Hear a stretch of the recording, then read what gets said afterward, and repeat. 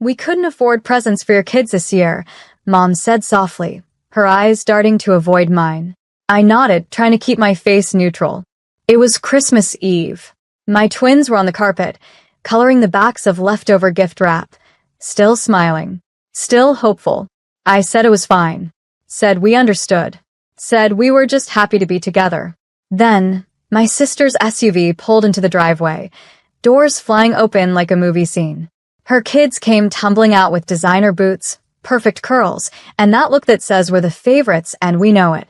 We watched as they tore into boxes marked with their names in gold calligraphy. iPads. Sneakers that cost more than my rent. Tickets to a concert I knew my daughter had quietly wished for. Wow, Santa really outdid himself, Mom beamed. I looked at my kids, still smiling, still pretending. I zipped up their coats. One button. Then the next. Then the next. Dad chuckled from behind his paper. You know times are hard. And that was it. I packed our things, whispered something soft to my kids, and we left. No raised voices. No tears. Just the sound of boots on tile. The next morning, I woke up, poured my coffee, and opened my laptop. Typed a single post. Not angry. Just honest. And within 15 minutes, my phone began ringing. Cousins. Aunts. Even Mom. Because sometimes the truth doesn't need to shout. It just needs to be seen. My name is Sabrina Lowe. I'm 34. And if you think you know how this ends, stay tuned.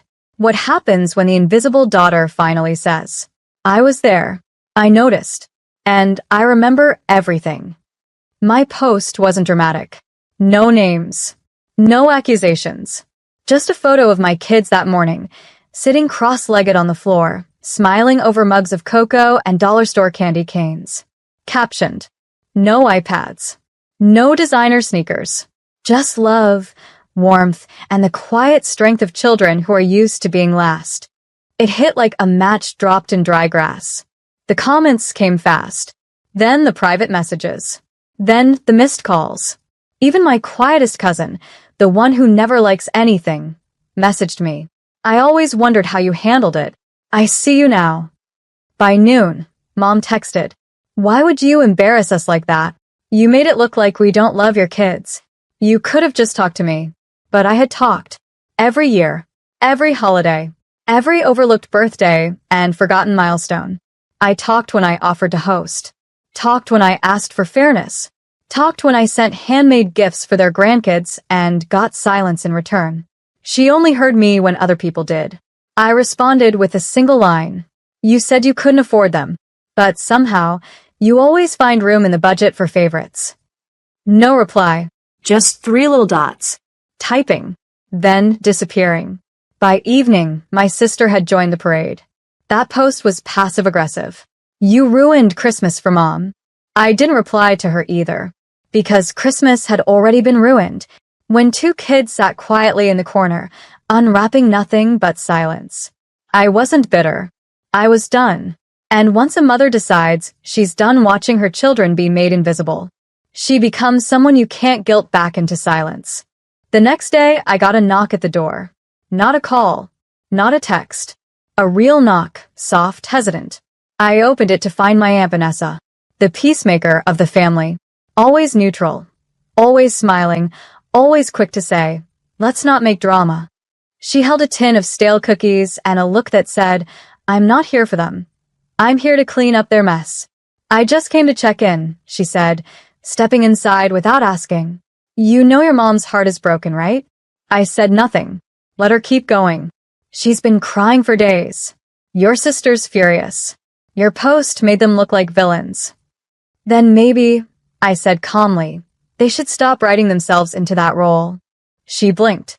That fake smile falter. The moment where words start to lose control. They love your kids, Sabrina. You know that. No, I said. They love being seen loving my kids, when it's convenient, when there's a camera, when it costs nothing. She sat on the edge of the couch like she couldn't stay long, but didn't want to leave empty-handed. Why not just let it go? She asked softly. I stood, walked over to the shelf, pulled out a shoebox. Inside, 7 years of cards my kids had made. Thank you notes for gifts that never came. Drawings labeled to Grandma and Grandpa, mailed with sticky fingers and hope. Not once had they been acknowledged. I placed the box in her lap. Tell her, I said. Tell her they kept showing up, even when they were forgotten. Vanessa left without saying goodbye. Some silences echo longer than any scream. 2 days passed. No calls. No texts. Just silence. The kind that doesn't come from reflection, but from offended pride. The kind that says, "How dare you expose us?" Not, "How did we make you feel this way?" And then came the Facebook post. Moms, of course. A photo of my sister's kids holding their new iPads, captioned, "So grateful to spend another magical Christmas with our beautiful grandchildren. Hashtag family is everything, hashtag blessed." I stared at it, not because it surprised me, it didn't, but because the caption was so perfectly, painfully curated. My children weren't in a single frame, not even in the background. Aunt Vanessa commented, "Such precious memories. You're the best grandparents anyone could ask for." And beneath that, silence. No one dared ask about my kids. No one dared mention the absence. So, I posted again. Just one sentence. If love is measured by photos and presents, I'm glad my children are being raised to understand what love is not. It exploded. Again. More shares. More comments. And this time, messages from people I didn't even know. I thought I was the only one. You put into words what I've carried for years. Thank you for speaking it out loud. I wasn't bitter, but I was awake. Sometimes it takes public silence to finally hear your own voice. And mine had grown tired of whispering. This wasn't a feud. It was a funeral. For the version of me who kept trying to earn what should have been given freely. It wasn't long before the phone calls turned performative. First came my brother-in-law, the family's unofficial PR manager. He spoke in a low, serious voice, like he was handling a scandal. "Look, Sabrina, I'm sure your mom didn't mean anything by it. You know how holidays get." I let him speak.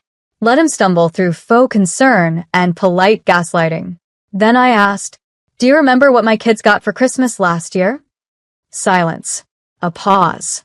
A throat clear. They weren't at the main party, right?" "They were," I said quietly. "They were sitting next to you. They each got a $5 coffee card and a used coloring book." He didn't respond. Didn't need to. I hung up. This wasn't about money. It never had been. It was about effort. About love that didn't need to be flashy, just fair.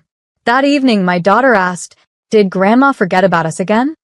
I paused, then told her the truth. "No, baby. She just remembered your cousins louder."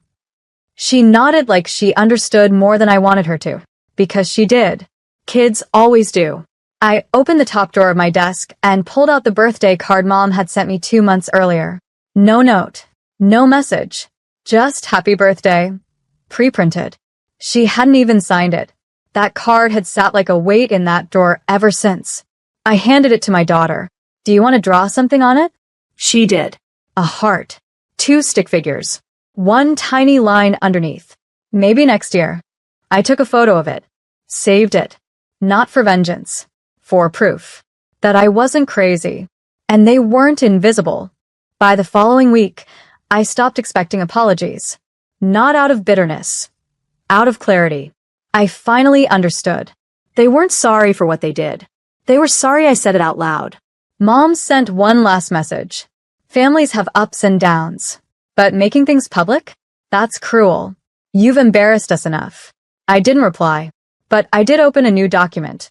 Titled, what they called cruel. And I listed it. Not noticing when my son spent 3 Christmases in the same hand-me-down sweater. Mocking my daughter's handmade gifts while praising store-bought ones from my sister's kids. Laughing when I said we couldn't afford a family cruise. Telling me to relax when I asked for fairness. I wasn't keeping score. I was keeping receipts of reality. That Friday, I published a new post. Not a rant. Not a drag. Just a letter. To the families who claim unity while practicing favoritism. We see you. Our kids see you. And no amount of group photos or holiday captions can cover the quiet sting of being the ones always left out. We're not angry anymore. We're awake. And that's more dangerous than silence will ever be. By Sunday, a new cousin reached out. One I barely knew. I shared your letter with my therapist. Thank you for being brave enough to say it. I didn't feel brave. I felt free. Because sometimes the most radical thing a woman can do is stop asking people to remember what they refuse to see and start documenting it instead. It took one final call to confirm everything I already knew. It was from my sister. I almost didn't answer, but curiosity got the better of me. Sabrina, she began, voice tight with practiced calm. Mom's been sick over this. She's not eating. She's embarrassed to go to church. You've made her look like a monster. She did that herself, I said. Years ago. I just stopped covering it up. My sister sighed like I was exhausting. You're so dramatic. This could have been fixed with a single conversation. I almost laughed. Instead, I said, I tried. I talked. I gave. I forgave. But none of that ever changed how our kids were treated. They were an afterthought. So now, I've stopped pretending they weren't. There was silence on the other end. Then she muttered, You've always been jealous. That was it. That old card. The favorites defense. Jealousy. As if wanting fairness was envy. As if expecting love meant I was greedy. I didn't yell. Didn't explain. I just hung up. Because some endings don't need goodbyes. They just need boundaries. That night, I sat with my kids and showed them how to write letters to themselves. I told them, write down what you're proud of. What you survived. What you want to remember, even if no one else does. My daughter asked, even the sad stuff? Especially the sad stuff, I said. Because if you don't write your own story, someone else will write a quieter version and leave you out of it. She nodded and kept writing, just like I had. I didn't hear from them again. No apology. No flowers. No dramatic knock on the door with teary eyes and trembling voices. Just silence. But for the first time in years, it didn't feel like punishment. It felt like peace. The kind of peace that arrives when the door finally closes behind someone who never truly saw you. The kind that settles in your bones when you stop hoping for recognition that was never coming. A few months passed. We healed in small ways. Mornings became lighter. Laughter came easier. My kids no longer stared at the mailbox with cautious hope every holiday. Then one afternoon, I received an envelope. Cream-colored, thick, formal. Inside, an invitation. My sister's third baby shower. Gold embossed. Theme. Little royal on the way. Not a note. Not a we miss you or hope you're well. Just a gift registry. Luxury brands only. iPads and Dior baby shoes. I didn't RSVP. I didn't text. I didn't feel guilty. Instead, I picked up my kids early from school. We stopped for ice cream. Sat on the curb. Talked about the kind of people we wanted to be. When we got home, I handed them each a journal. Write anything, I told them. What you're proud of. What you've survived. What made you feel small. What helped you grow again. My daughter looked up. Even the sad parts? Especially those, I said.